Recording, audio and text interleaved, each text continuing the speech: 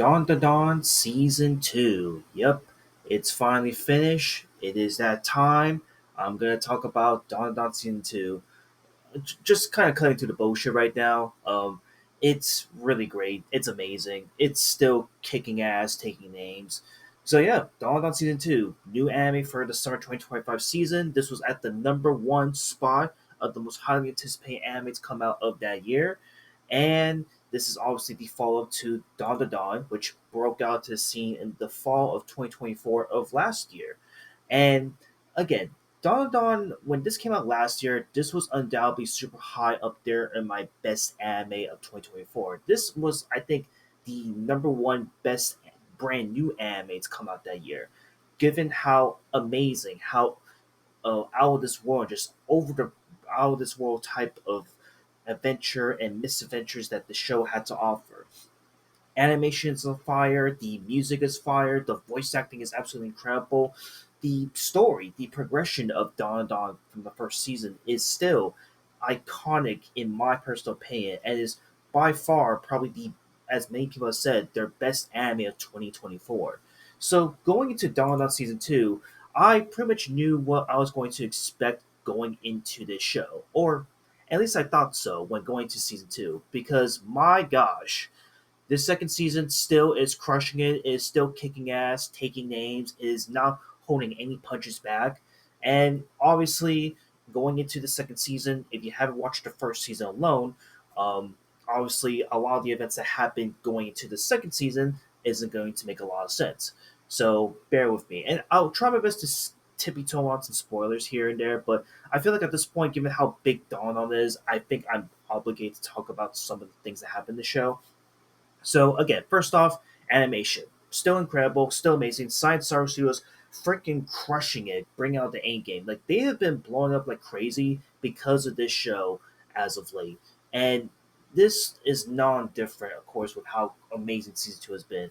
The music, the theme song that really carried the show may not be as iconic as the first season with its goofy and off the wall theme song, but the second season, honestly, after you listen to it a few times, it really grows on you so well. It's honestly become like my favorite theme song of the Dawn Loft series at the moment.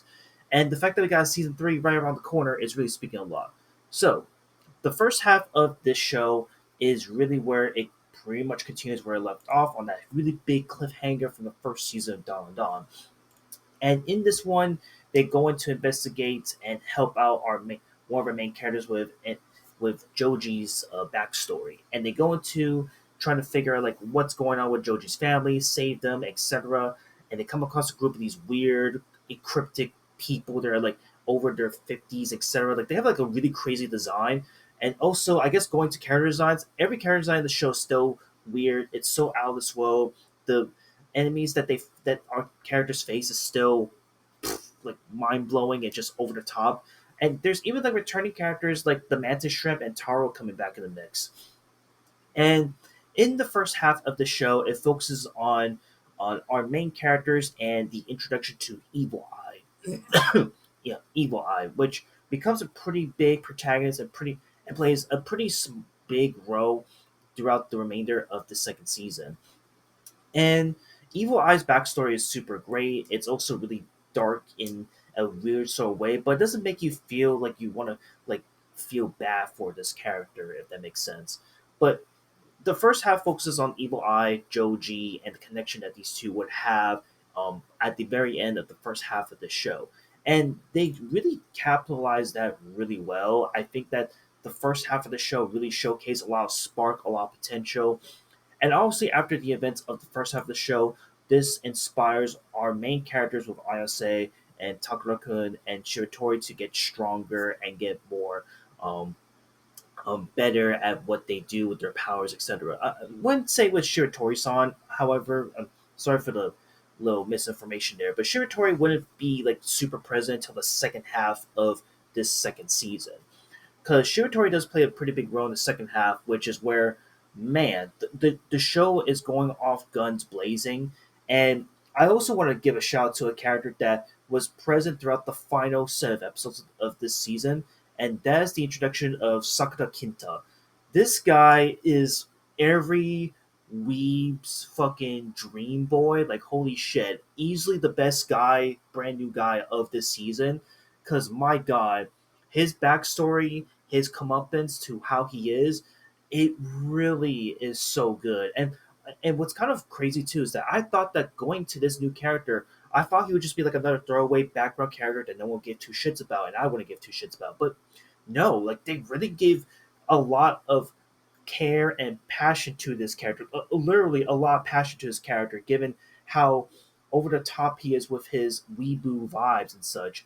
And obviously kind of spoiling from the poster here alone, it ends on like this amazing, crazy ass bow where he actually takes the reins and he's now the main fucking character of this show and fucking fights ass against a big ass kaiju from like oh my god, like I can't be making this shit up. And I know that some of this doesn't make any sense because like I said, a lot of what happens in the show and the plot may not make sense from what happened in the first season of Dawn, but in the grand scheme of things, it makes a lot of sense here. Like, oh my god, it's just so freaking cool. It's badass and just all around just super creative.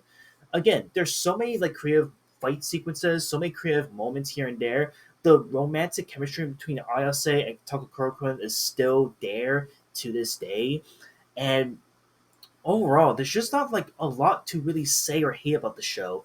Like everything about the show is just really good, really charismatic, and just overall just like super out of this world, over the top, and it's really just pushing a lot of the boundaries of what you expect in a mainstream show of this caliber. So again, there's not a whole lot to really say about the show. It's really great. It is absolutely amazing. I know I could probably make like a 10-minute video rant about this show, but why would I? This show is absolutely incredible. And yes, my format is different, but again, I can't say anything else about it. The show is incredible. It is a must watch for anyone who loves the first season of Dawn of Dawn.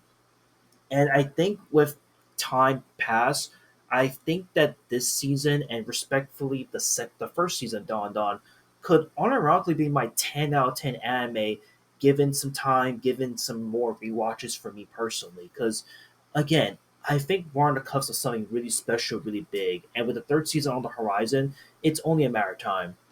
So yeah, overall, Dawn Dawn season two is absolutely incredible. It is still crushing it. It is still showcasing why it is one of the best animes to come out of this year. And yeah, there's not much more I can say a lot about it.